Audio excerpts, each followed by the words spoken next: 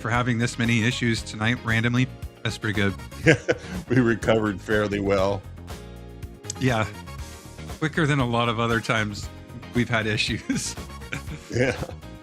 Well, it looks like we are live on locals, and I see one in there, interestingly enough. That's pretty cool. Nice. Let's see. I don't see anything else yet, but I believe if you wanted to check, maybe see if you see. Let me see on X. Yeah. Or. Yeah, X. We might have to post it to X. So let's do that now before we actually get the show started. I'll see if I can do that. Okay, I see us on Rumble. We're looking good on Rumble, General Rumble.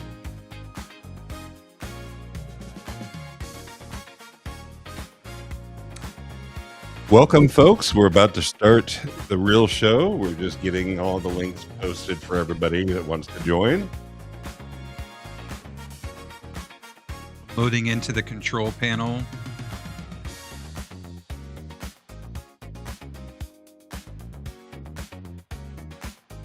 The latency there.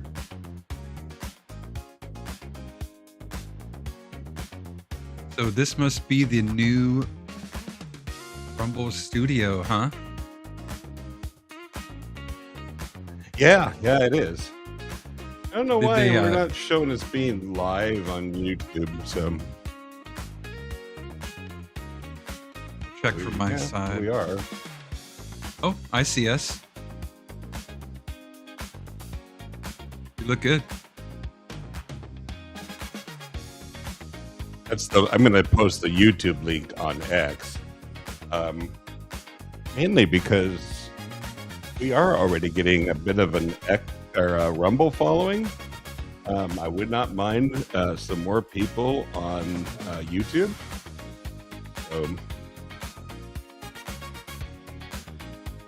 We're about ready to start, folks. Trust us.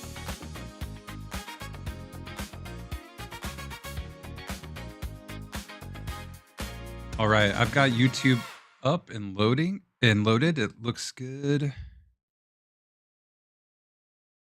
Set the quality so it doesn't drain my computer. And looking at X, it shows that we're live, and so I see that we're pretty much good to start a show. So nice.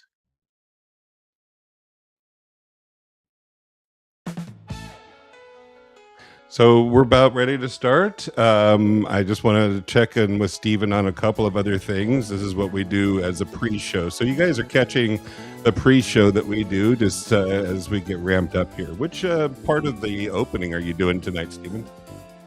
I'll do part 1. I think I did part 2 last week, if I remember correctly. Or do you remember me doing part 1 I honestly don't remember, man. That was like so long ago. I'll do the first part this week. Okay. I'll see if I can do mine from memory. All right. You got your drink? A bold move. Got my drink. I don't have a proper mug. Okay. Well, I need as long as you got something to drink. Let me grab my mug real quick before the countdown. Or you can start the countdown. No. We're going to do it proper. We'll wait. Hang in there, folks. We just have to have all the props and everything. If we don't have props, then we're in bad shape.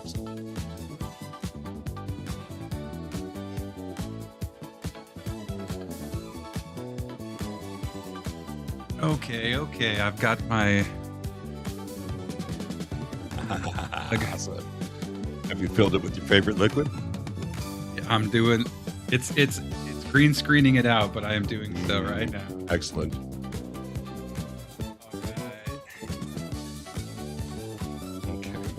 This is the part where I have to remember.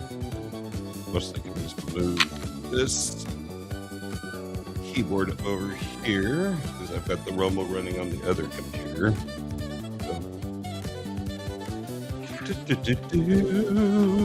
We're almost ready to go.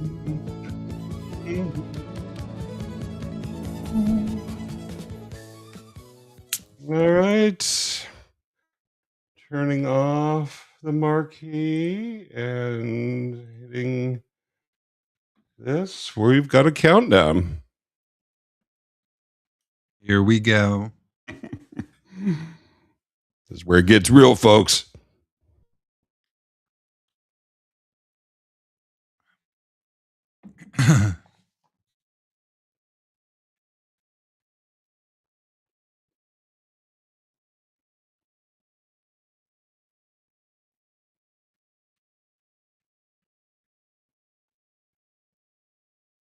Government IT workers by day, persuasion enthusiasts, and verbal cage fighters the rest of the time. If you'd like to level up your persuasion game to godlike levels, grab yourself your favorite stimulant and prepare yourself for the persuasion hit of the day. It's the Persuasion Club podcast, and it starts now.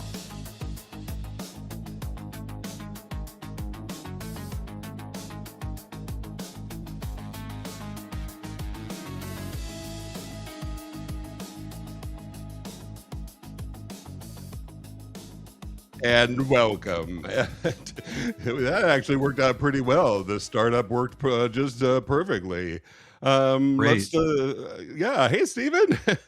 Hey, Kevin. Good to see you. Let me switch here to the view that gets us. Let's see, it doesn't let me do that from here, so I have to go to the other computer where we can see the two of us, three of us, something like that. I don't know. It's the new Rumble Studio thing. So yes, let's do our sip toast through the screen here. Chink, and our sip to Scott. Welcome to the show, everybody. We had Welcome. we had a few of those technical difficulties that most people that understand Rumble Studio would know. We bowed into and gave up on trying to continue using the legacy and went to the new version. And so, this is what you get. Hey, I Chuck. mean, Chuck is here. Said Rumble connected, so that's a good Rumble. sign. Awesome, excellent. Like to hear that. So, what's going on with you, Stephen? Any babies yet? No babies, because I figured you're No here. So, baby. Yeah, no baby yet. It's getting so close. I did some yard work and things outside today. It just been kind of chilling the rest of the weekend, but tried to be productive today. Get outside. It was pretty nice. How about you? well, I took a nice drive with my wife up the McKinsey Highway yesterday and ate lunch up at Blue River, just a little past there in a little town of Rainbow, Oregon. Had an excellent anniversary lunch there. So, um, Ooh, yeah, anniversary. yeah, 30, Congratulations. yeah, thank you. 31 years. Wow. Wow. Yeah, yeah, I've never really Amazing. stuck at anything that long. So, That's yeah. congrats. That's a great long time and that's awesome. That's really cool. Thanks. Hey, for Chuck, I have something actually. Since you mentioned him, here we go. I can only play a little bit of this so that we don't get a copyright. Um,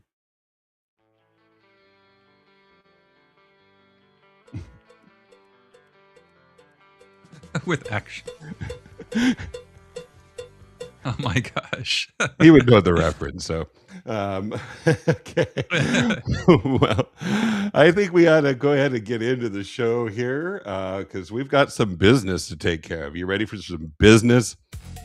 Let's do business. Let's do Yeah. business. All right. And we could just take this in no particular order here. I am going to kind of give us a little more volume on the thingy here because I think that might help us out. Boom.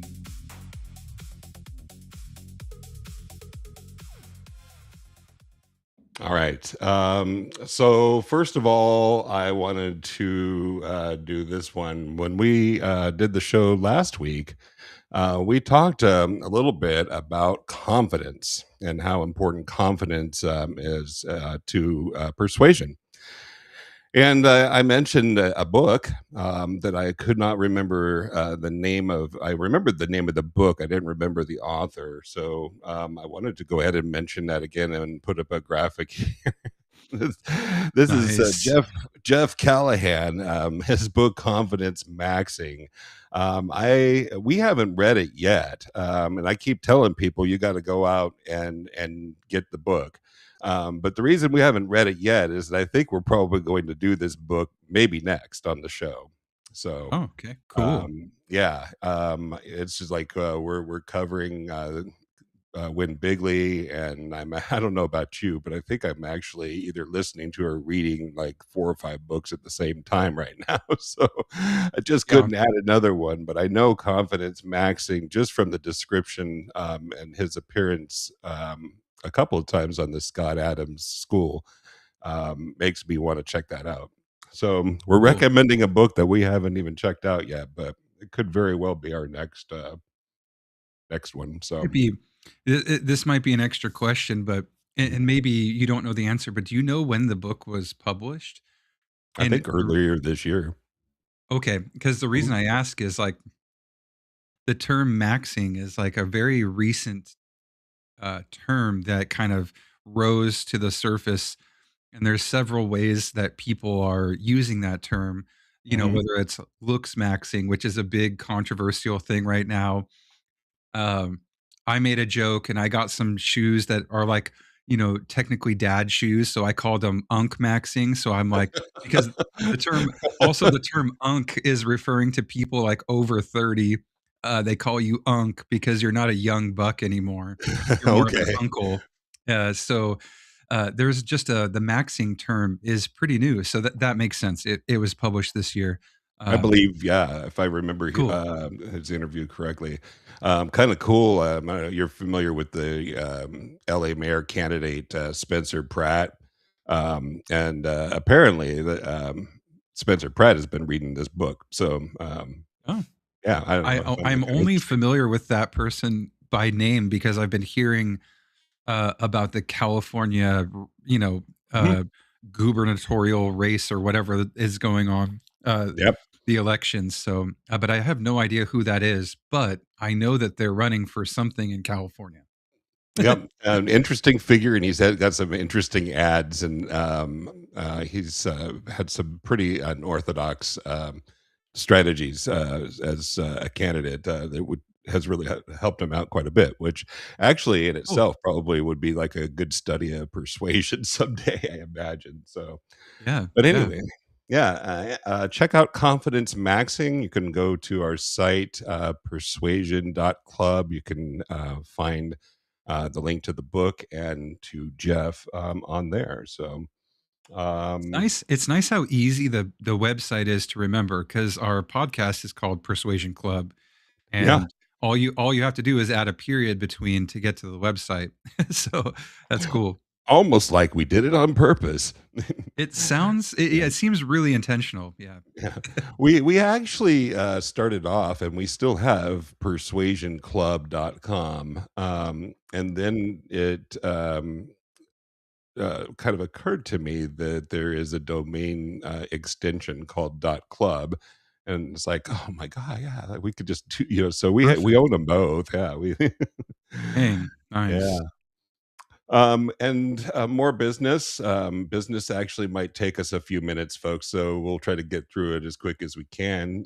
We mentioned the Scott Adams School. Do I have them up here? I do. So these guys, it's Erica, Owen, Marcella, do the Scott Adams podcast. So you can go check them out. Weekdays, 7 a.m. Pacific time, 10 a.m. Eastern, right? So they're the Nice. folks that took over the podcast after Scott passed away. They're doing an excellent job. Like they have great guests, cover the news. Actually have pretty good format. I like the show. So a little They have different. nice mugs. Nice, They yeah, got nice the mics. the Yeah, no right kidding. the right mug too, Yeah, yeah. Yeah, so check them out. And speaking of those mugs, another thing that people might be interested in is that when it comes to official merchandise, um, it's hard to know where to actually find that. And there's that graphic going to work. It's things are acting up for me a little bit here, but there it goes. That link will take you to the official merchandise. I believe that most of that stuff is available. Some of it wasn't for a while. Is now. If you can't remember it, you can also go to persuasion.club and find that. I think it's more towards the bottom of the page. So, and if that's not the right link to the merchandise for Scott Adams, then please do. Normally, we aren't promoting a lot of the Scott Adams stuff on the show, but since we're doing Win Bigly, we're definitely pumping that and promoting that right now. So, Cool, cool. yeah. But how about we promote ourselves for a second here, shall we? We should do that. Look at that. Please check out those social platforms there. We're on all of them, including locals again. We're back, and we'll start getting some exclusive content out there for people to check out. So, anyway, um, Great. like, subscribe, all the things that you All the normally things. do, all the things. So, and that kind of goes for most of the business here. I did want to get into, well, let's remind people that we do have, and since Chuck's in the chat, you might want to check out. We've got the new emote icon. I This is kind of small. You can't really see it, but there is a Scott Adams thumbs up emote icon in our Rumble chat now. So even more reason to watch the show. Thought I had the bigger version of that, but I don't. So um, check Nice. out. Yeah. And gosh, we have so much. So let's also cover this topic here. We have our persuader of the week. Ooh, Yeah. Oswin the Oswin. kitty. 12 years young, as they say. And once again, folks, I got to say, honestly, this is my cat. Not my cat, it's my wife's cat. And so if you want your cat featured on our show, that's all you got to do. I gotta Steve, upload my cats. you I got pull it 5 up of them, every man. week, and then, dude, I don't even know what's going on. I pull it up every week, and I fail to do it every week. It's like, what the heck? Let's tell people how to do it. Just yeah. Persuasion.club/per. So it's all you got to do. Slash purr. Nice. PURR. Yeah.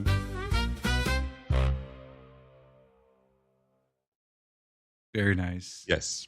All right. So I wanted to mention that we have been talking briefly on our show, kind of more in the after show part of the episodes, about a song that we created. And it is going to be the summer hit of the season. So most people don't know about it, but it's now released out there into the Ethernet, so to speak. And it's the summer hit. Check it out. It's a reframe.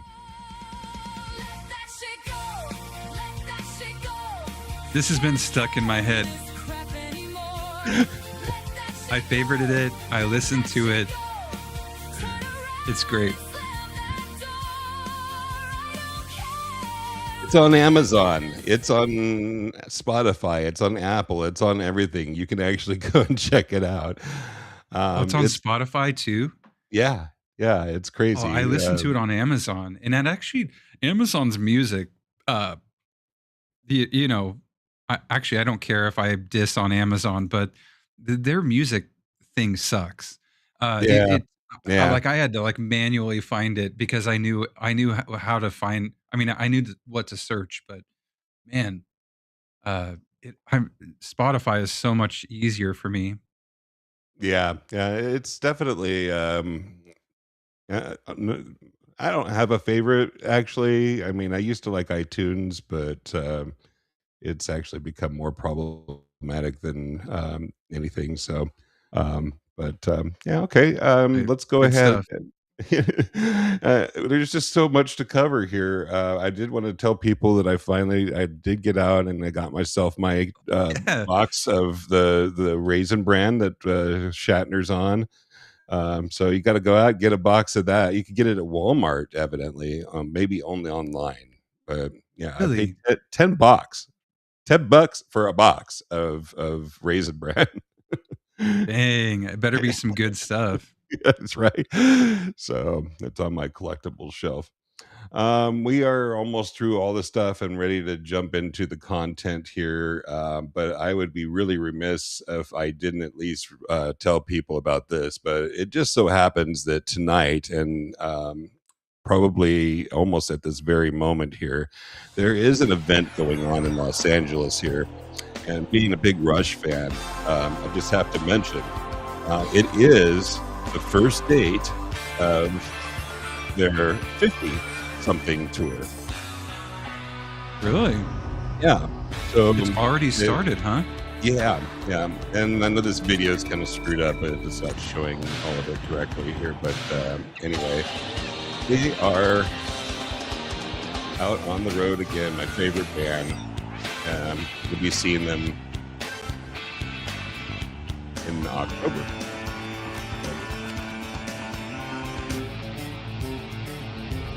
I just made this out here. Very cool. October is not that far away. That's crazy. 4 months? Yeah, it'll be here soon. So anyway, Wow.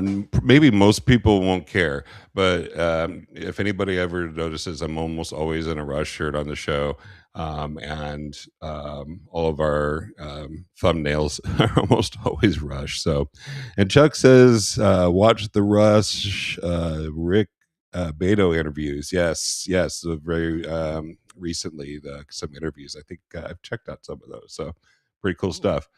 Cool, All cool. right. So as we're talking about Scott Adams here. We're talking about Win Bigley tonight. We're into chapter, not chapter, although I will say I did hear him mention chapters and the word chapters in the Yeah. book. So conceptually, um, but you'll notice if you read the book, if nobody knows or hasn't started reading this yet, that it actually is more divided into parts. So that's why you're seeing that we're talking about and dividing the episode into parts instead of chapters. So, Okay. but before we get and dive into that, it has been something that we've mentioned a couple of times as we've been doing this, that Scott Adams has said that he is not either a Democrat or a Republican, right? So he comes at this analysis and this of Trump not because he loves Trump. And I thought maybe I'd go ahead and play this video because it's actually a good illustration of that when he was on Joe Rogan. I So had, people that I was in contact with that were saying, God, Adams is a Trump supporter. And I was like, what? Scott Adams, the Dilbert guy, is a Trump supporter? this is Because, not displaying. everyone assumes I can hear it, but I don't meet see it. someone, Oh, there we go. they're in the creative business. You're in a creative business. You write a comic strip. You would assume that you would be a left-wing guy, like almost immediately. Well, I'm neither left nor right. I'm sort of all over the place. My views didn't match, either of the major candidates on anything. So you're a free thinker. Scott with his favorite stimulant. I like to think I'm right. And everybody else is wrong. I'm sorry. He says, I like to think I'm right, is what he says. Not that And everybody else is wrong. yeah, and everybody else is wrong. So yeah, they're good to check that out on YouTube. Scott Adams, Joe Rogan, great interview. I think one of those 3-hour ones. So I'll have to watch let's- that. Yeah. yeah, yeah. Win Bigley. Let's go ahead and talk about what chapter 3, not chapter, part 3, and part 1 of part 3. Stephen, what was your take? What's the highlight? What's the big thing he talks about in this part of the book? The biggest thing that is talked about is the talent stack. Uh, and you know how how Trump's talent stack. He goes through lists out the different things that he believes that are part of Trump's talent stack, and that, excuse me, he calls the talent stack a collection of skills that work well together and make a person unique and valuable. I don't know if that's exactly the quote, but that's kind of what I wrote down. And the skills don't necessarily have to be extraordinary. It's more of the combination of skills that can seem, pretty ordinary talents. It's the combination and the ability to execute them all at the same time that make it extraordinary. Mhm. Kind of what I picked up. I like it because it actually gives hope. Because if you, I don't know about you, I think we've actually talked about this. We've had this discussion before. I am not very talented at all at any given thing. I know a lot about many things, but I don't have a mastery of any given thing. So, I think, yeah, I think a mastery. I kind of had this conversation with my dad the other week where he was like, how come you didn't go further in like football or sports? And I was like, well, no one ever told me that if I wanted to be really, really good at one sport, I needed to commit my entire life to that sport. I tried to do a bunch of sports growing up. I did football, soccer, basketball. And then at the end of my high school years, I did track. Um, well, I did field. I did track and field. I did the field part. I didn't really run. But no one ever told me, and I was like pretty good at all the sports. I could I could play varsity in all those sports, but I wasn't going to go to college for any of those sports because I didn't really focus on any of them. And I feel like uh, in order to be really, really a master of one thing, you kind of have to dedicate your entire life to that one thing. So I feel very similar. I feel like I have a lot of skills. I've shown interest and I've practiced and studied a lot of things, and I don't think I've mastered any of them. I just think I can get along pretty well in a lot of things, but I'm not the best at anything. So yeah. I have, I don't know, maybe I've never really considered myself to be someone that has anything like ADHD, but what I do have, whether it's that or not, is that I can get into something and be really into it for a certain amount of time, but then I do eventually get tired of that and find new things, new shiny things. That's my problem. yeah, yeah. Well, eventually things are like, okay, I've gotten to a point where I'm comfortable with this thing, and I feel like I could jump in and participate anytime I want. So I Mhm. should move on and find the next thing to get better at and learn. And um, it's Yeah. like you're like collecting talents and collecting skill. Mhm. Uh, but again, like I'm not going to be an Olympic athlete at anything because that just takes the kind of dedication and commitment that like I'm not ready to give to one thing. Or I was never told or directed that I should do that until I was an adult and I realized like, oh, the people who are good at basketball, like LeBron James, they live it. It's their entire life. They don't To do the anything exclusion of else. everything, yes, yeah. Yeah, they ignore everything, relationships, other sports, anything. They commit every ounce of energy they have to that one thing and becoming the best, and it's like, yeah, I don't have that. I can't. Yeah. But I Yeah. guess that in that case, it's like, that works for for him because that is his main talent stack, and that's and that's necessary for what he does, and that's why he gets paid so well, like all really good players and all really good musicians and all that, right? um, Yeah. but the kind of the converse, which I think, which I like, which Scott talks about, is that there are those of us, maybe more like us, and like common folks, perhaps, where we do have some skills and some mastery in some things that when you add those things together can give you a pretty neat combo. So I just got meowed at really loud. Sorry if I looked over. at your Um, persuader. yeah, Persuader is definitely trying to get my attention. Oh, but Um, that's awesome. but yeah, I feel like yeah, uh, being really really good at one thing would be really fun. And I just yeah, I've never it was never burned into my brain that way.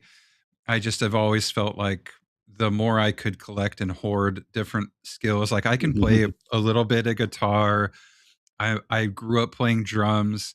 I I can do percussion, Nice. but I wouldn't say that like I'm ready to be part of a performing touring band in any way. Mm. But But do you think, like, there's just if you practice at it, you could get better at it and whatever? It's just not yeah, like and a priority at the moment, yeah. And it's yeah, probably won't it's be now not that too you're late. ready to be a dad, so Yeah, that's another thing. Now I'm gonna have to learn now I'm gonna have to get the skill of being a father, which I feel like takes i- uh, a certain amount of energy and focus that I don't even think most fathers understood either when they started being a dad. Because a lot of people, I just turned 39, so I'm like and I'm becoming a dad for the first time.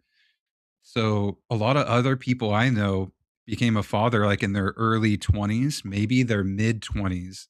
So I'm already like 15 or 20 years behind a lot of people. My oldest brother had a kid at 19.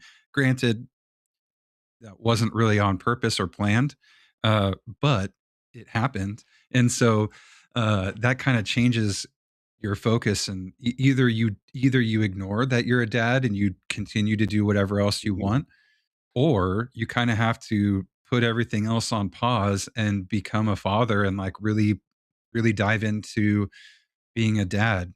And I'm kind of ready to dive in and be a dad. I'm not I don't want to Yeah, ignore it, or so I'm totally excited Yeah, for it. I just feel like I, I'm starting late. It's a lot of people started in their 20s, and yeah. uh I I didn't. I So think it's kinda cool in a way, though, because, maybe, having, some of the wisdom that you have of a person who is 39, compared to someone like myself when I was 26 and had my first child, so it's like that wisdom that you've gained, during that time is gonna be something that you'll be able to use and hopefully do better than I did. So well, I'll tell you, if I became a dad at 26, me personally, when I was 26, if I would have become a father, I would have been a pretty shitty one. So I'm glad that it took me 13 more years to like really refine. Even in the last year or two, I feel like I've worked out a lot of issues in my own life. And if I wouldn't have taken the time to do that, I would have kind of locked myself into some of those issues, and maybe not have worked through them as quickly or Yeah. ever. So I do feel pretty fortunate to have taken time. But when my daughter graduates college, I'm going to be in my 60s, and Be rolling so around in a wheelchair, right? yeah, yeah, I'll be the old dad that everyone's like, that's your grandpa, or Yeah. "Hey, Gramps, that's my yeah. dad." But hopefully she'll be pretty well balanced, and I can reduce the trauma she has to experience because I'm not as shitty of a person. So that's what I'm hoping. That's what I'm hoping Yeah. for. Nice. Totally agree. I think that'd be great. So we were talking about talent stack and the way that different talents can be basically fit together. I totally wanted to have a talent stack graphic to show how that might work, but I failed to get that done in time for the show. But I think we could maybe illustrate verbally how something might like that might work, and I'm just going to use myself as an example. But and here we are doing this podcast here. What do I know about persuasion before we started this podcast? Practically nothing. So what made me at all a candidate for hosting a show about persuasion? Not much, but here's a couple of things that I did have in my talent stack. One of them is that I have a radio voice, so to speak. I had lessons in school, high school of all places. Learned how to enunciate and do radio announcing and do audio type things. So that's one. So I've done DJing and uh, I've done karaoke. I don't know that doesn't make me a singer, but so Yeah, uh, yeah. um, um, having IT experience, having an interest in essentially just betterment and learning how to improve my own soft skills and things like that. Just having that kind of aptitude and things like that. You assemble, and there's so many more, but that's just an example. And you throw all these things together, and suddenly now maybe I don't have like the the mastery set of skills that it would take to teach persuasion, but I do have the skills to get together with my good friend Steven and create a show where we talk about it and get better at it together. So that's fun. And that's I think that's what we're talking about when it comes to talent stacking. So Yeah, and I would add uh, you're personable, so you've obviously had a lot of experience working with other people, so that's a good one too. Uh, fooled you, I, fooled you. I'm not personable at all. I hate everybody. Just kidding. no, it's hard to like identify your own personal stack because it kind of seems like boasting or It bragging, is, and I in a way, hate but it's doing that really just too. it's identifying like factual stuff that helps you be better at what you're doing. Mhm. So And I would say that for yourself, since I don't want to talk and toot my own horn all the time, one of the things that made me interested in you as a co-host is that I like the way that you articulate things and think through things and you talk about things maturely. You don't get real whipped up about things. You kind of like want to hear about it and understand them and get to you know figuring things out before you go running off making judgments and stuff like that. And so it's just kind of thank a you, thank you. yeah, it's a something I don't find in a lot of people. It's just kind of more of a hmm, I don't know. I'll think of it, but there's a quality in the way that you speak and the way that you talk that just makes me feel like you're listening and that you're trying to understand. So, Thank you. Thank yeah, you. That's very kind of you. yeah, for I sure. yeah, I do. I mean, having grown up in a Christian, religious, kind of conservative background, and also having kind of stepped away from that, I definitely have experienced quite a bit in my life of pushing one message and kind of seeing things in one way, and then realizing later that like, whoa, this is not necessarily the way that everyone has grown up and views their life. And there's so much more that I've been ignoring. And I've been looking through things through like one lens my entire life up to a certain point. And I feel like once I was able to realize that there are other lenses that you can look at life through, it just started, like, everything started making a lot more sense, and I started being able to connect with people outside of my inner circles, and um, that yeah, I feel like there's been so much in my life that I've been thankful for because I've been kind of forced to see things through a different lens at times, and now I feel like I have all these lenses. It's like, oh, okay, let me pull out this lens and I'll look at it through this one. It's and being able to do that, pretty quickly, I feel like has helped me a lot, and I'm so thankful that I have the experience I have, but I realized at one point that I am definitely very narrow-minded when I was younger, and there was just a Mhm. point Same, where it was like, same. that's not going to work. I'm not going to get very far if I just view everything through a single lens and I don't grow or change at all. So, um, there's been a lot to Uh, that. Thank you. It's what you yeah, said you was bet. very nice. I appreciate it. Yeah.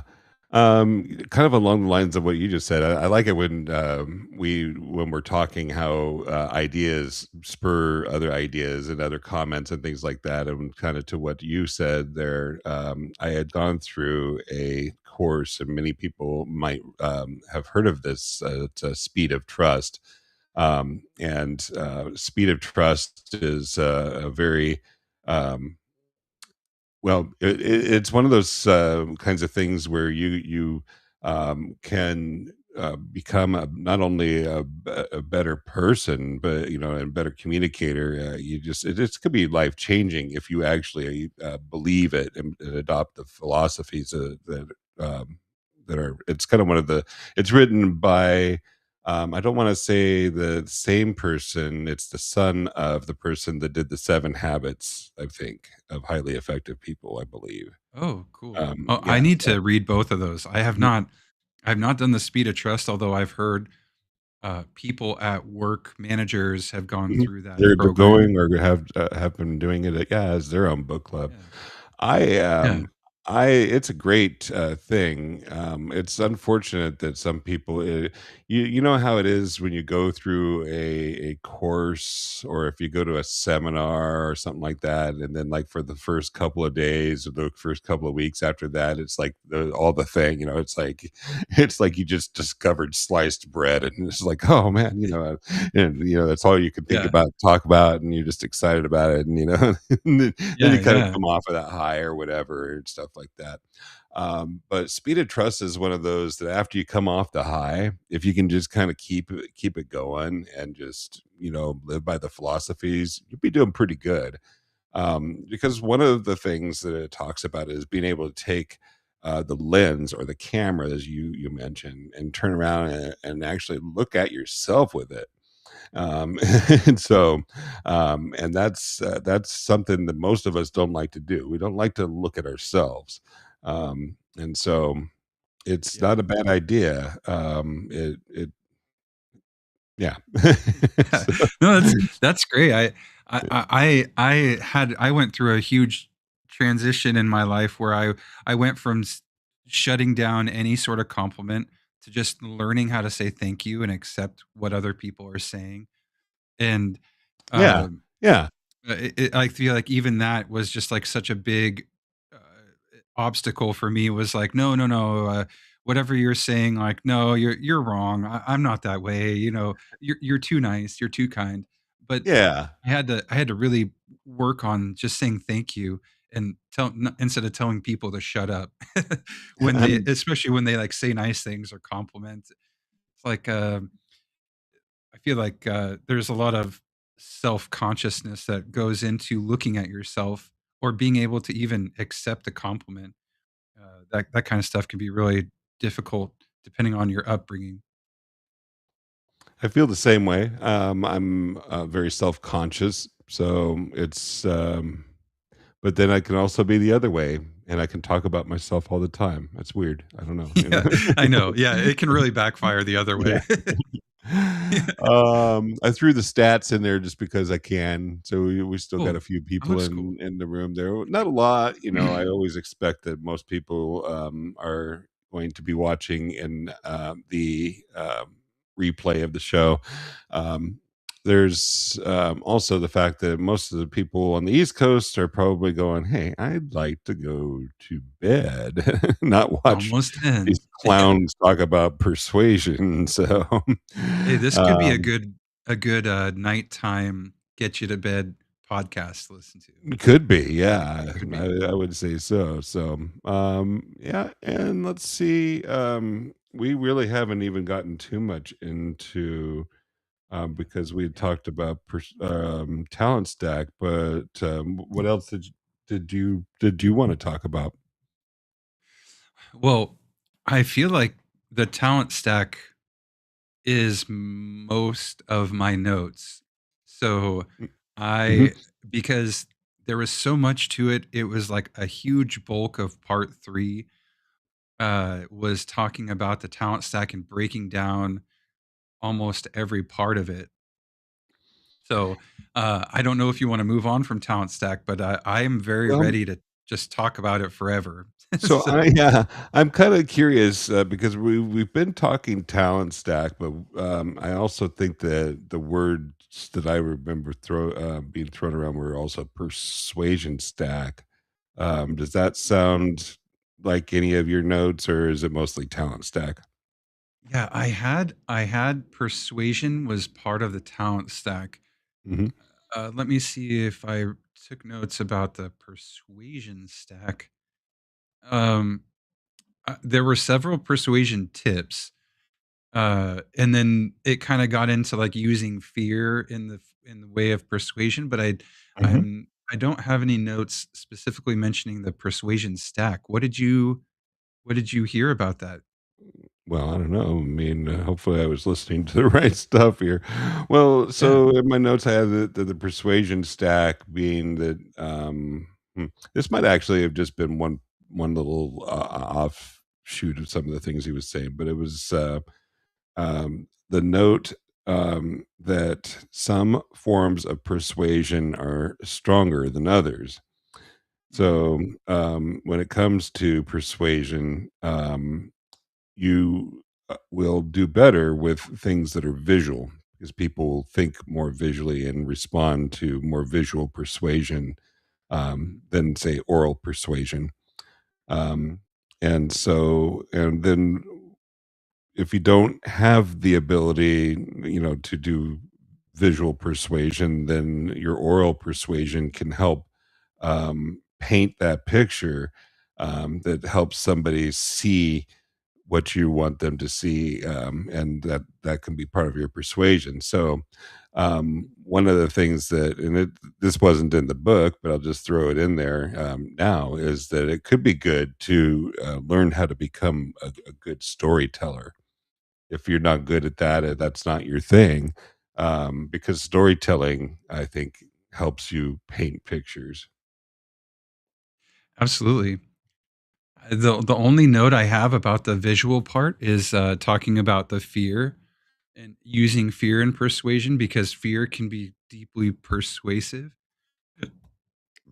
Excuse me. I had it at there were 5 points of like of fear and using fear and persuasion. Like number one was like a big fear is more persuasive than a small one. But one of them was fear with a visual component is stronger than one without.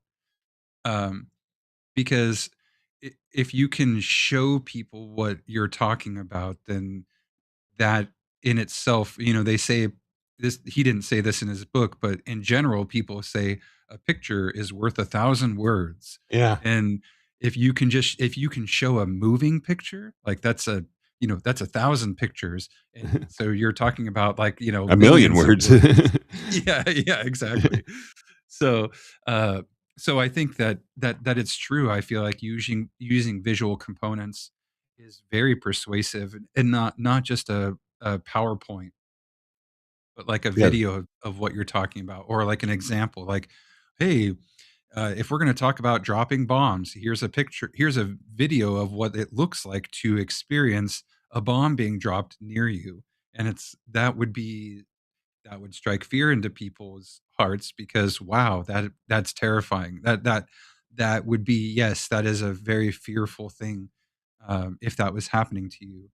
And but if you just say it like I just did here with no visual component, it's kind of like, oh, it's just part of the conversation. So, Right. Yeah. and he talked a lot about analogies and how they're terrible for persuasion. And he mentioned something called Goblin's Law. that Do you remember I'm that? tracking with. I did think no, but do you want to explain it? Oh, sorry. I think my computer glitched out there. Yeah, but when you're talking, when I mentioned Goblin's Law, is that what you were? Is, Yeah. I I so was I wondering don't what that have. is. Yeah, he didn't expand on it much at all. I think that I think that the he expanded on analogies and how good they are at certain things. Like if you want to explain a new concept, an analogy is great.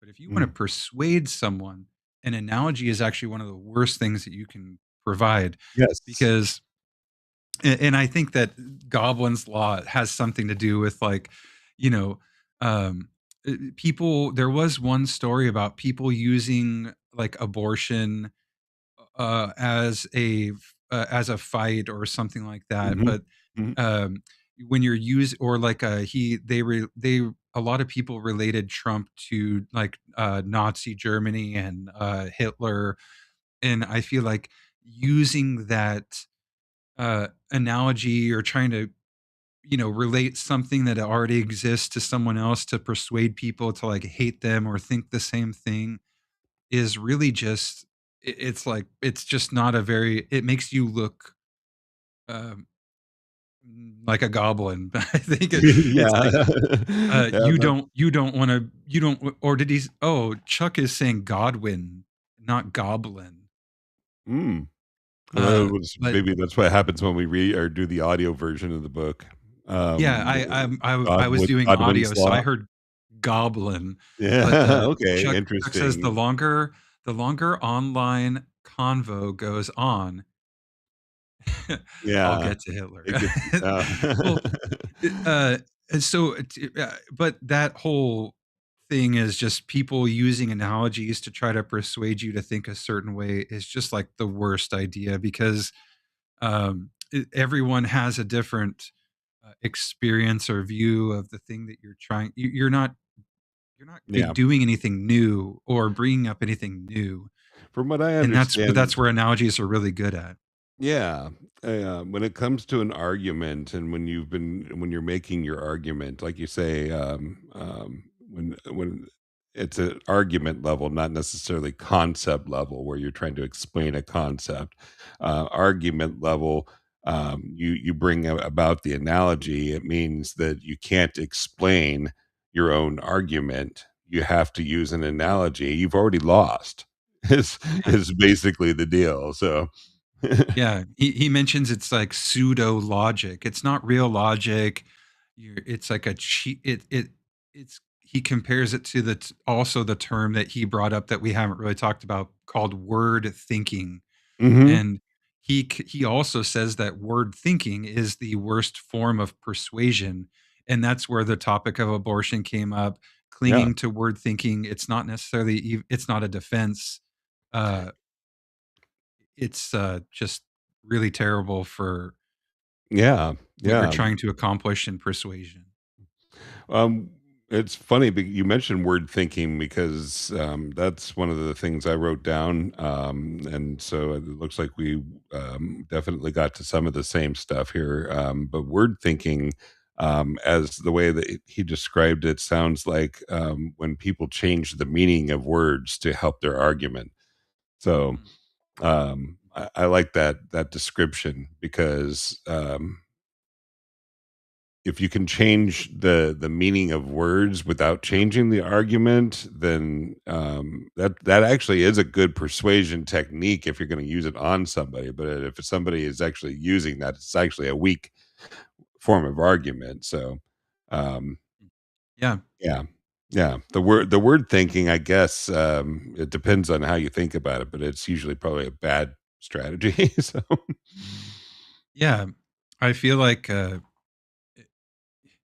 when it we're kind of working backwards through my notes, so hopefully that's okay. Yeah, I apologize for I feel like that. we're tracking, We're tracking, yeah. because this came after talking about taking the high ground, Mhm. where there was the whole um, uh, part where Trump embraced criticism and he used it for his benefit.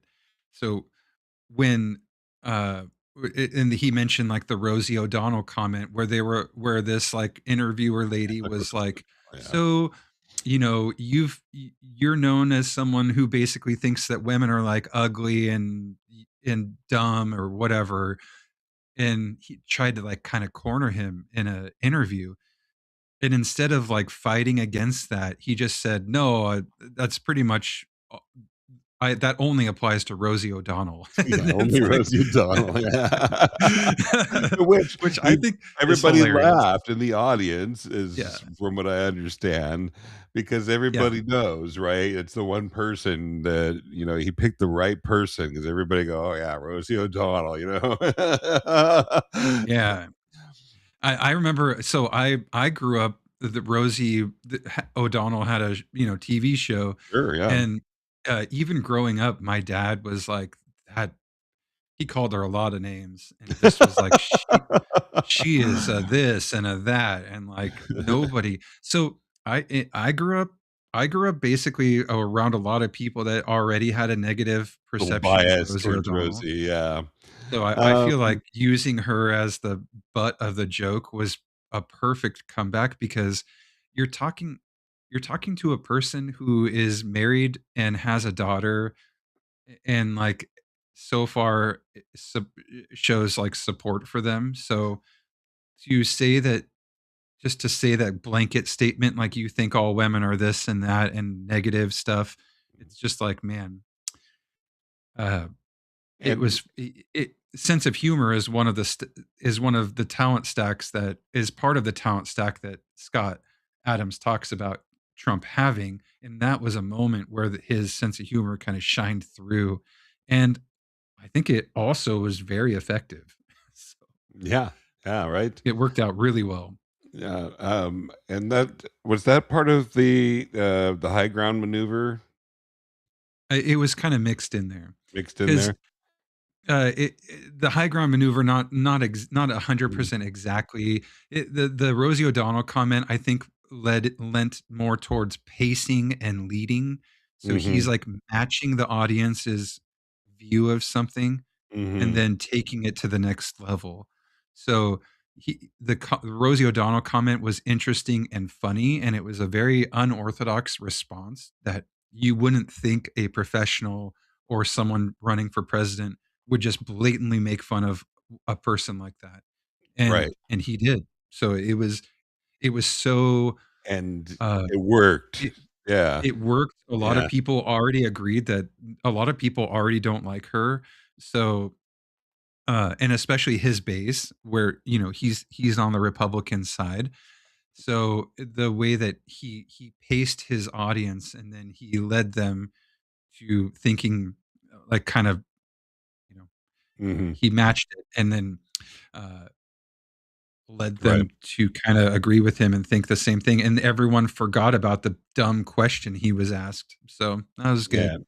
It is, and I think that that does kind of illustrate a point, that like him or hate him, the that kind of persuasion is kind of next level, and it's really why he won. It's not because he had the best campaign or the best facts or the best um, strategies or whatever. It was all persuasion, absolutely all persuasion. Why it's worth studying, it totally is why we're looking at this because that method, that whatever that we just talked about, if that's I think that is a bit of the high ground maneuver, but it's basically reframing the conversation is what that is. And that that strategy is brilliant, and to be able to execute that on the fly, um, takes an extraordinary talent stack. So back to the talent stack, I think it's something I would like to develop and keep, just to be able to just do that and pull that literally out of your butt, you know? Seriously, there's so I thought about it this week. Someone knocked on my door, and they were wearing like an orange vest. They look like a utility worker, and so I kind of got curious. I have a sign that says "No soliciting" right by my doorbell, and I answered the door, It's and the invisible, kid, right? exactly, this kid basically just immediately went into a sales pitch for like new internet, like fiber optic internet. And it wasn't till I closed the door, because I basically told him to F off, and I don't I it's like I tried to be really nice to him once I realized what was happening, because I thought that maybe it was a utility worker and they needed some information, but he was trying to make a sale. And I could have, after I closed the door, I was like, man, I could have really burned that person, with a couple of comments like, can you read? Are you literate? Like, do you see the sign? Like, there's things that No, no, I've there's done things that that kind of like thing. It can be a real I always asshole. close the door and then later think about like, oh, that could have been a good thing to say in the moment. But being able to, in the moment, um in the moment, being able to think of all that and put it all together at one time, uh like, I basically shut him down immediately once I realized, sometimes you end up letting salespeople talk to you for too long. But I just was like, oh, no, thank you. I'm happy. And he goes, oh, well, what aren't you happy with? And I go, nope, I'm happy and I don't want to change. So have a great night. And it just shut the door on him. It was eh, like there's no point, like, people knocking on your door can't make you keep your door open. And if you just close the door, they can't do anything. And if they do, then you can get the cops involved. And Chuck is saying in the chat, yeah, no soliciting is a salesman green light. Yeah. But if a salesman knocks on your door and you have a no soliciting sign, it's also a green light for you to trash them. And it be say whatever you Yeah. want, because they are literally at this point trespassing on my property. And if you want to be on my property and I'm saying you're not welcome, uh, there's a lot of other problems that you Yeah. could be walking into. No, no Uh, kidding, right? so, yeah, yeah. I have stories that I could tell, maybe even in the after show, I could tell you, but I usually embarrass my wife. I've gotten better at that over the years. So take that wisdom, Mr. 39-year-old, and wait till you're Yeah. my age, which is older. Well, I think on the other hand, I'm like, well, this guy knows where I live, and if I'm too rude, he could I know, always right? come back and do something, like, worse. Yeah. Um, You have to so, think about that kind of stuff. Yeah. yeah, yeah, I don't want to be so mean that people wanna retaliate, but at the same time, it's like, if you're gonna open the door, like it's like the straw man, um fallacy, where if someone attacks you instead of the argument, they're kind Mhm. of opening the door for a lot, and it's To up call that on to their shit? Yeah. it's up to yeah, it's up to one person in this conversation or argument to take the high ground, basically. And uh you embrace the criticism, use it for your benefit, you frame things so that it makes you look like the adult and you're explaining things to children. It's like, Yeah. there's a lot that you can do to pivot the situation you're in without, causing retaliation. So Good stuff. Very good stuff. yeah. Well, we've got probably more notes that we can shake a stick at. Was there any more that we wanted to highlight before? I figure that we probably won't do the game tonight. I Okay. figured discussion wise, this keeps us going, but I do want to do a short little tech talk. So if we want to maybe wrap this Great. one up in the next few minutes or whatever. We totally could, and next week we can talk about the persuasion tips he brought up in this Yeah, in this uh section, for sure. because those are pretty good. I knew, and you were right too. You mentioned it earlier. We'll be camping here in part three for a little bit. It's a chunky section, so Yeah, there's a lot to it, and I feel like um, we're just doing some scratching of the surface, and we could dive in on all of this quite a yeah, bit. definitely. Okay, so if we're going to do that, we could call that good for part one of part three of the discussion. That was still pretty good half hour discussion, I think.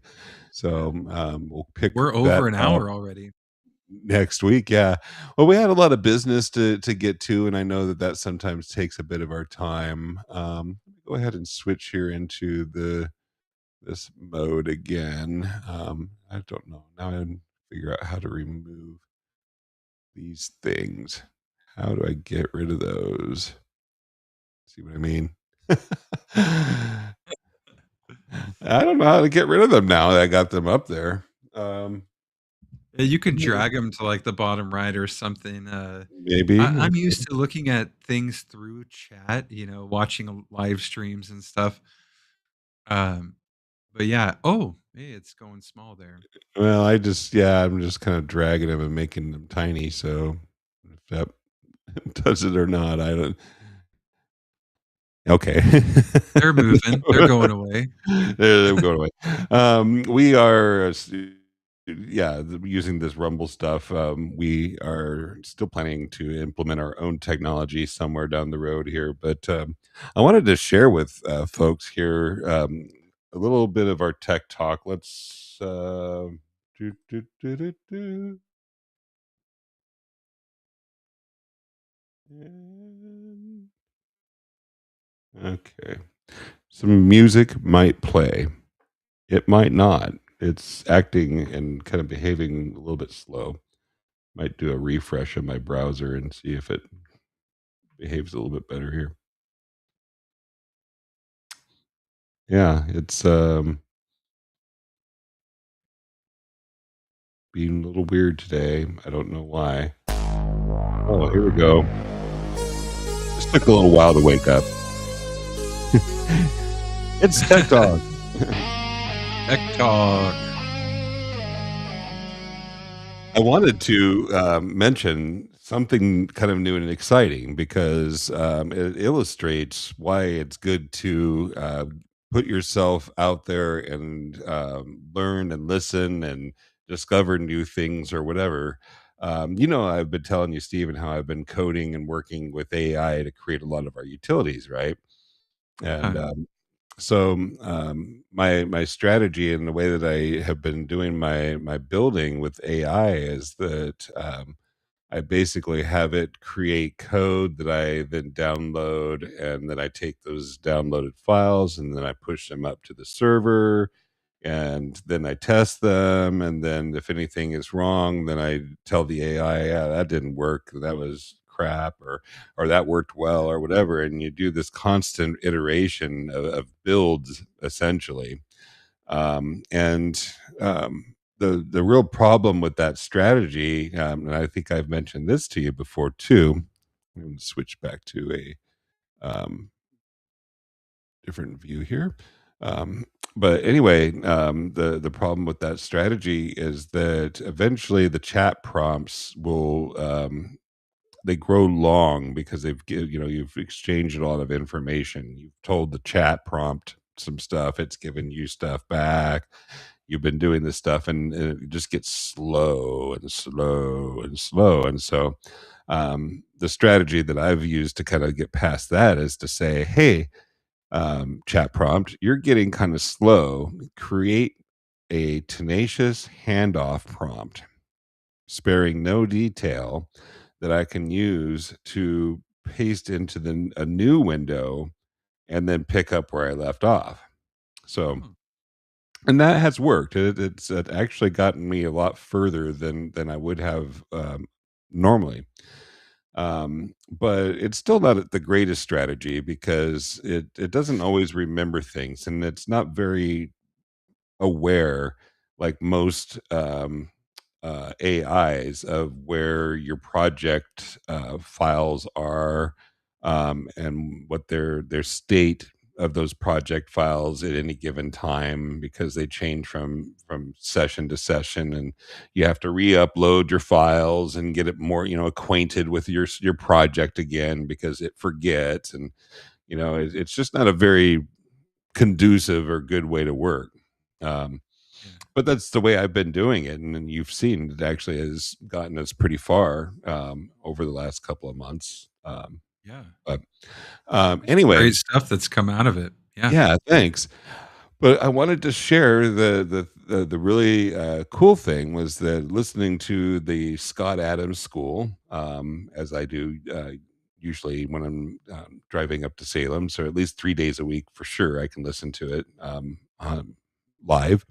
And I was listening to an AI expert, and I want to say his name is Brian Romelli or Romel. Um, I might have screwed that up a little bit, but anyway, Brian, I think might be listed on our website. If not, I'll have to add him. But anyway, really, really great, smart AI guy, and he just kind of casually mentions that if you're not using, and I don't know if it's the same product or not, but I think he mentioned Cursor.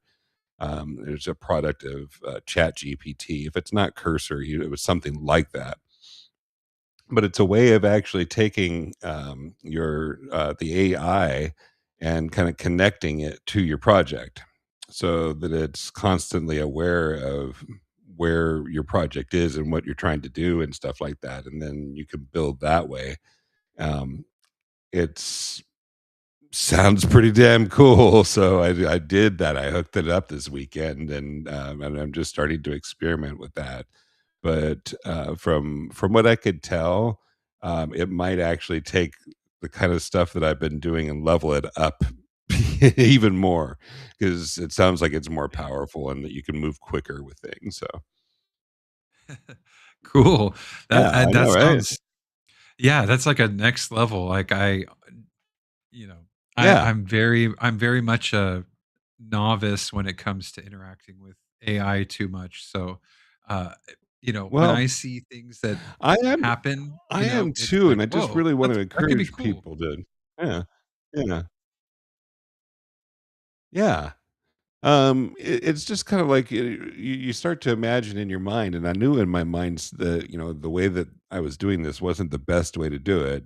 I just really didn't know that the tools were out there, and I kind of thought, frankly, that if there were tools out there, the AI itself would say, "Hey, there is a better way we could be doing this," but it didn't. It just kind of kept Of doing course. what it was doing.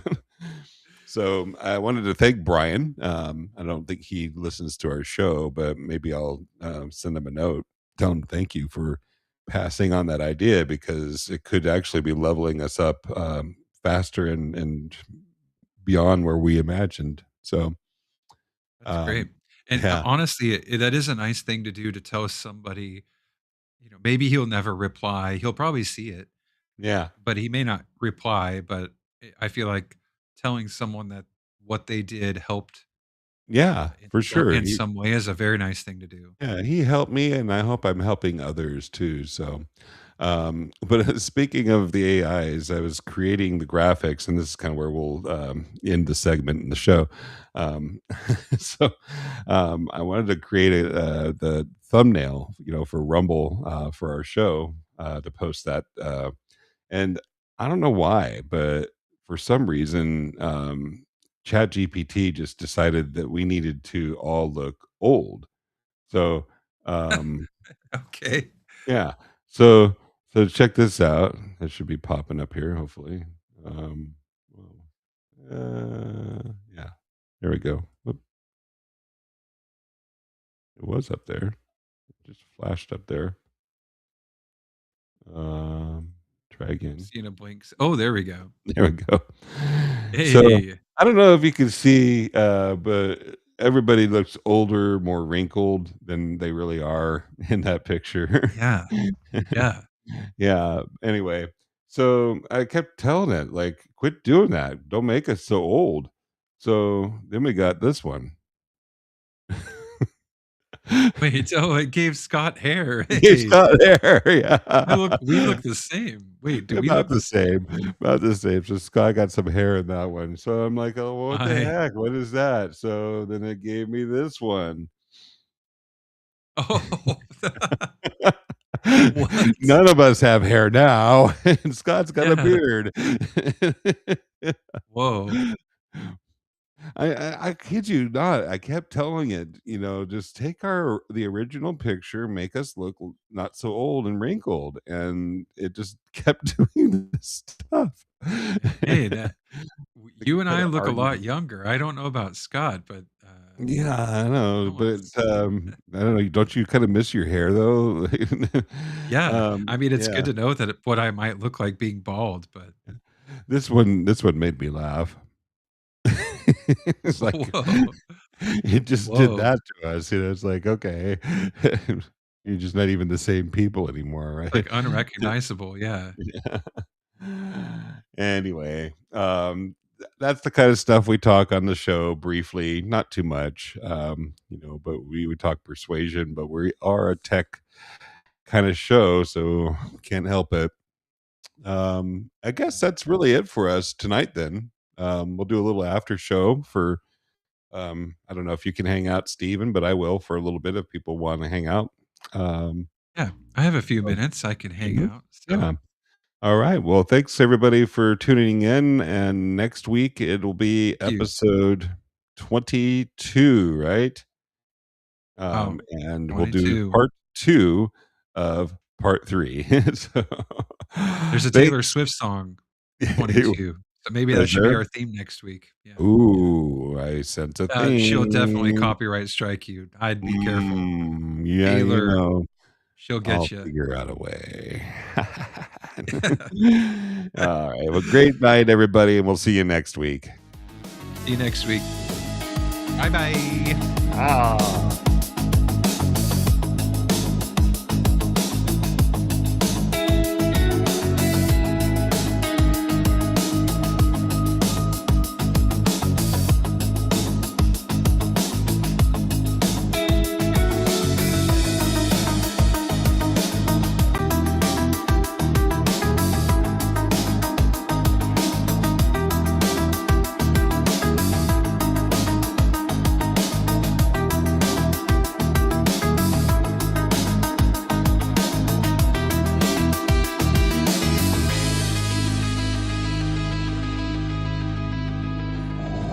Good episode, Kevin. That was great.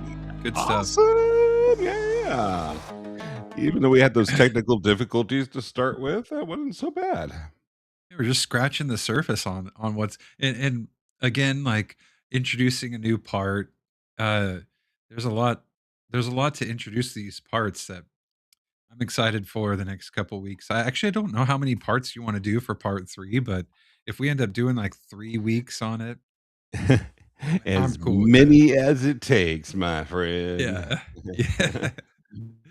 Cool, cool. Well, yeah, I mean, you're right. We probably don't want to overdo it by any means, but at the same time, it's like you don't want to miss any of it. So, Yeah, there's just um, this.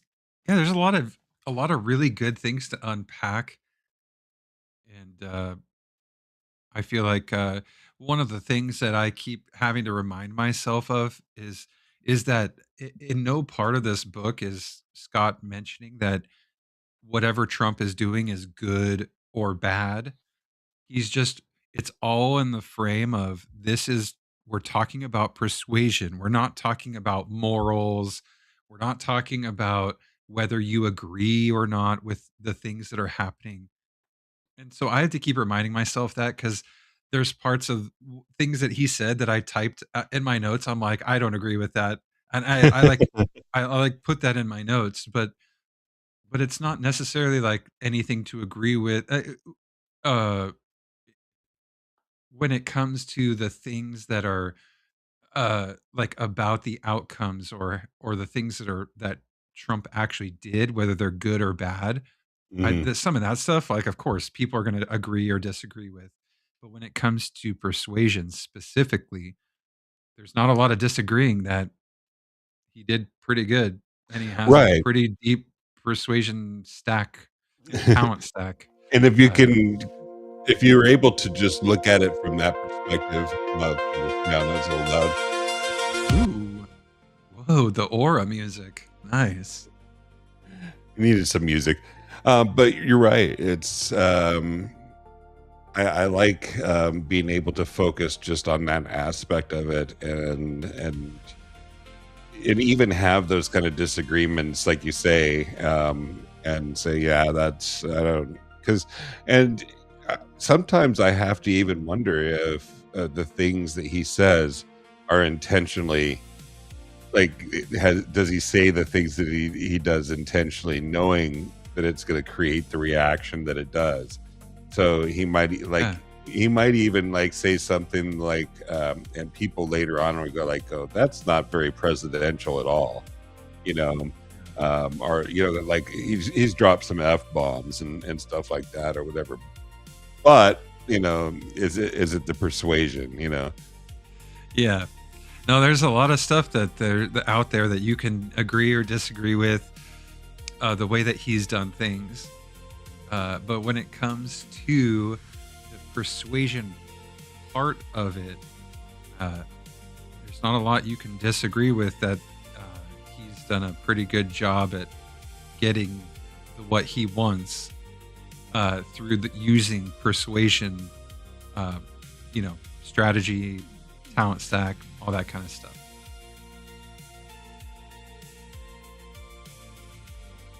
So what else is new and exciting? Hey, I got my first manicure. I've never had a manicure before. You serious? Wow. I went with my wife. Yeah.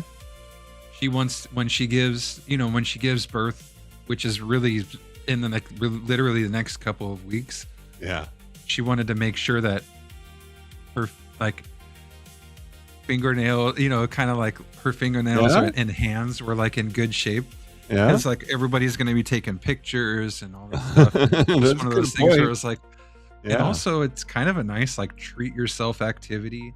A Mm-hmm. few weeks ago, I got my first pedicure with her, and we went back to the same place this weekend and got a manicure.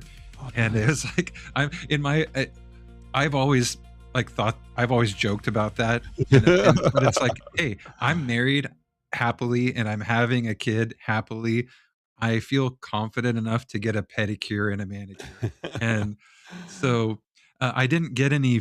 I didn't. I They did a clear coat. They just put like clear nail Yeah. polish technically, because I Yeah. didn't want to get like because I still have to work and I don't want to have like pink fingernails while I'm trying to meet new people at work and do projects. But Why not, I man? feel like I've heard of guitar players using a clear coat on their fingernails to protect their fingernails. And I play guitar and I uh, play quite a bit throughout the week, so it's like I feel like it was a good idea to get a clear coat, and it was a good experience overall. It was a good time. It's kind of odd. The lady that did my manicure didn't speak any English, and she tried to say some things to me, and the guy next to her had to kind of translate. So there was that. That was interesting. But, What was the uh, the language translation? Was it like Spanish or was it Korean or I think they're Vietnamese. Vietnamese? Yeah. So, and she was commenting on my truck. She was like trying to say like, "Is your car the blue car?" Because they could see the parking lot, Oh. and eventually I was like, "Oh yeah, that's my car, that's my truck, the blue truck," and she was like, "Oh, very nice, very nice." It was like that. It was pretty simple. But like the entire time we didn't really Okay. talk at all. It was like 30 or 40 minutes of just me watching her take care of my hands, my nails. It was interesting. Have you ever had Sounds fun. one of those No, manicure pedicure? I haven't. No, not that I would be opposed. I just never have. So it sounds Honestly, relaxing. the pedicure was way more relaxing because they put your feet in like a hot jet bath, uh, and they like will do like they'll like put lotion on your legs and feet, so there's kind of a small amount of like massage, and then they trim your nails and like clean up your toes, and it's like, okay, I've never done this in my life, so this is a good thing to have done. But I would recommend it if Look you at my if you toes. if you get bored, if you run out of date ideas, or if you want like a father-daughter date, I would say go get a pedicure. Interesting. I can't even Yeah. imagine doing that with my daughter. It, I mean, that exactly. Maybe that's the next big thing. That's the next big thing. Right, yeah. Anyway, it was fascinating, and I'm super glad that I did it, and it was a pretty good experience. You would recommend, huh? I do, yeah. I would at least once. At least Okay. I'm glad. I'm glad I did it once. Yeah. I wish I would have known about it, that it would be enjoyable earlier, because I could I have have totally. friends who have, so I mean, it's not like a taboo or weird thing, you know. It's just not very common for dudes to go get a mani pedi. It's like it's not. Although when I was there was a guy that came in alone and got a manicure as well, and I think when I did get the pedicure, I think there was a guy that came in and he either got a pedicure or a manicure alone as well. So there are people out there, guys out there doing it by themselves. I think it's a good idea to do it with, either your wife or your daughter or someone that you're like, hey, let's have a good Spence. It's better than a movie, I mean, like, it depends on the movie, but Yeah, well, we tried to find a movie to go to yesterday. It's nothing to see. oh, that's Closest the thing problem. maybe And then, Michael Jackson, you know? oh, I've heard good things. Yeah. I just feel like the last few movies I've seen in theaters, I was like, yeah, I wouldn't mind getting my money back. But and a pedicure is definitely a lot more than a movie ticket. Sure. Yeah. That's kind of more of an experience. But yeah, I would. Chuck said Tippy Hendren taught the Vietnamese to rule the nails. I've never heard that. Tippy Hendren.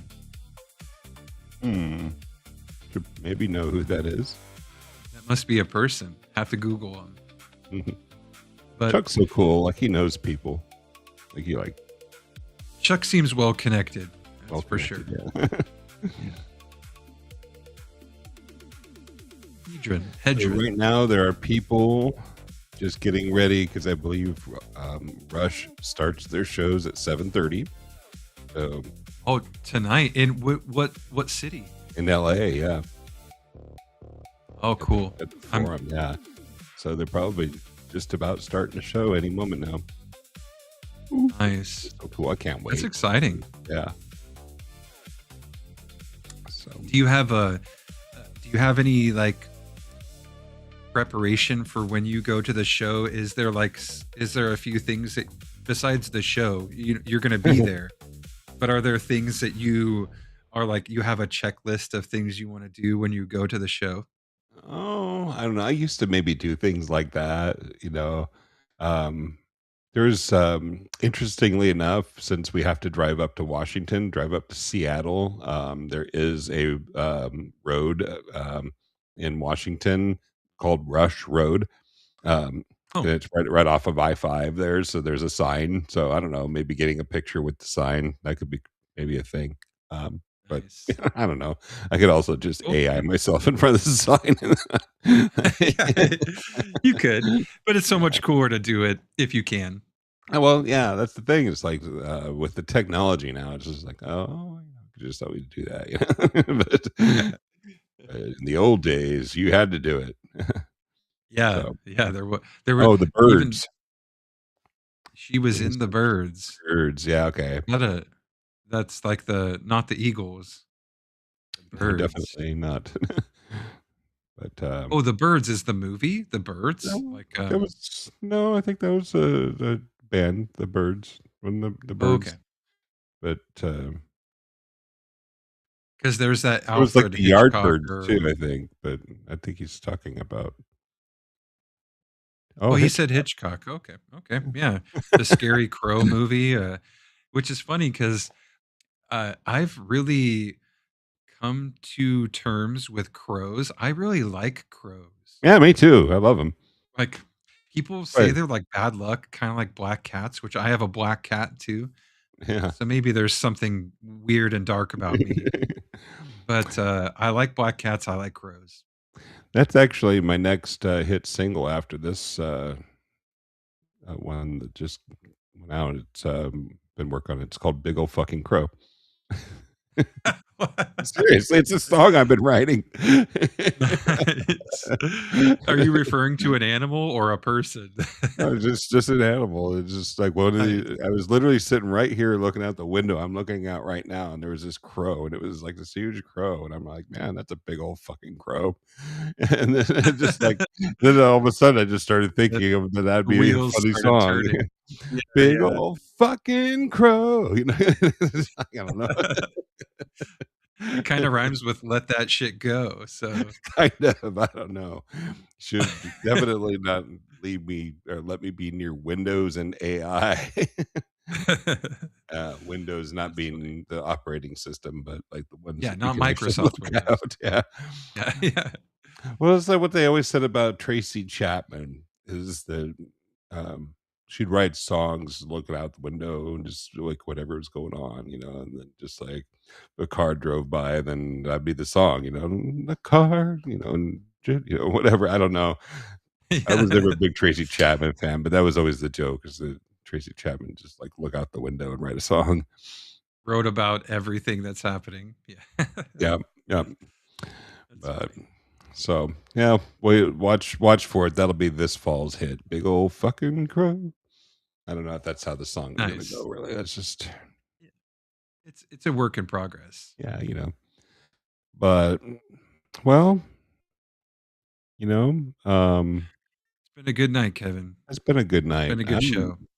I wouldn't mind going and getting some food. I haven't really eaten much today, so I'm might hungry just too.